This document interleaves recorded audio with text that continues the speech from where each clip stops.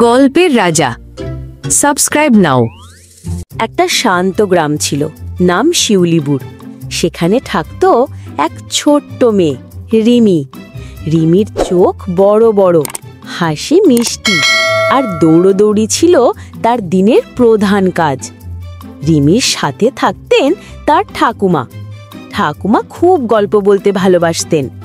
সন্ধে হলেই উঠোনে বসে রিমিকে গল্প শোনাতেন, জোনাকির, নদীর আর রূপকথার রাজ্যের। গ্রামে পাশের বাড়িতে থাকতো রোহিত, রিমির খেলাধুলার সেরা সঙ্গী। দুজন মিলে সারাদিন কাদা, পুকুর, আম গাছ সব জায়গায় ঘুরে বেড়াতো। একদিন বিকেলে তারা মাঠের পাশে খেলছিল। হঠাৎ রিমির কানেই এলো নরম মিয়াও মিয়াও একটা শব্দ। দুজন কাছে গিয়ে দেখে ঘাসের ঝোপের মাঝে একটা ছোট্ট সাদা বিড়াল কাঁপছে।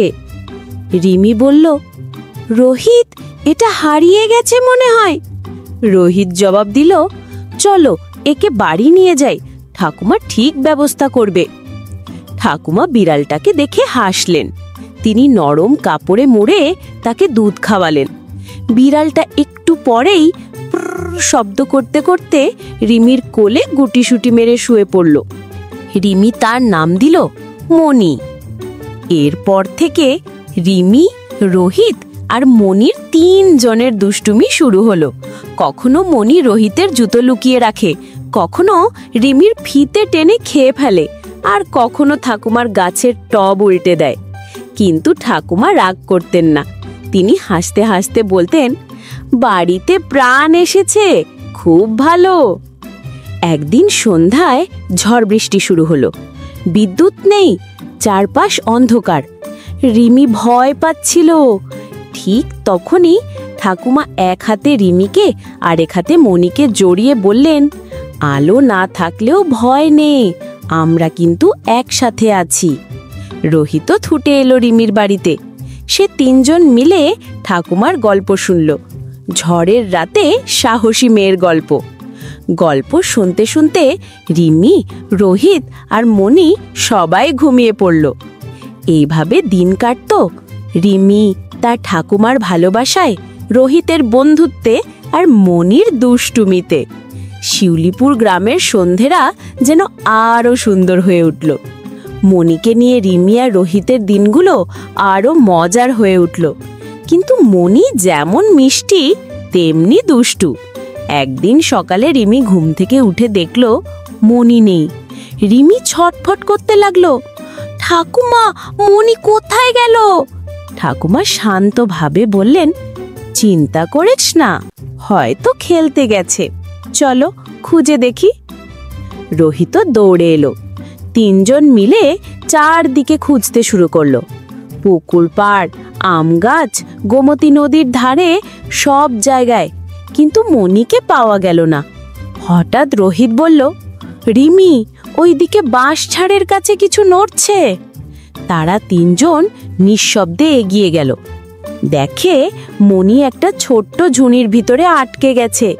ঝুড়িটা ছিল গ্রামের এক চাষার, যেটা কবুতর ধরার জন্য রাখা ছিল। রিমি ছুটে গিয়ে মণিকে কোলে নিল।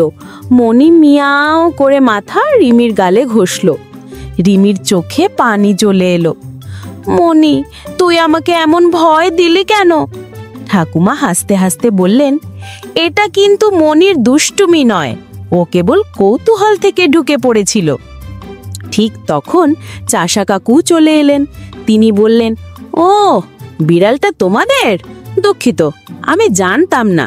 ওকে নিয়ে যাও, আর কবুতর ধরার ঝুড়িটা আমি অন্য জায়গায় রাখব।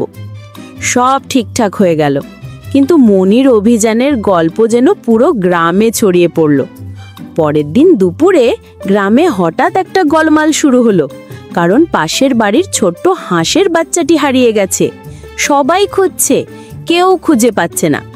রিমি বলল, ঠাকুমা, আমি মনে করি মণি জানে কোথায় আছে। মণি সত্যি অদ্ভুতভাবে হাঁটতে হাঁটতে বন পুকুরের দিকে চলতে লাগলো। রিমি, রোহিত আর ঠাকুমা পিছনেই চলল।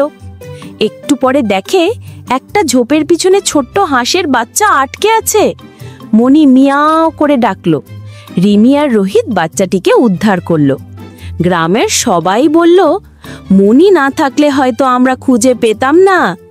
সেই দিন থেকে মণি গ্রামে ছোট্ট নায়ক নামে পরিচিত হয়ে গেল। সন্ধ্যায় ঠাকুমার উঠোনে আবার সবাই বসে আছে। রিমি, রোহিত আর কোলে গুটিসুটি মেরে বসে আছে সাহসী বিড়াল মণি। ঠাকুমা বললেন, দেখলি তো, মণির মতো ছোট প্রাণীও বড় কাজ করে দেখাতে পারে। রিমি হাসল। হ্যাঁ ঠাকুমা, আমাদের মণি তো সত্যিকারের হিরো।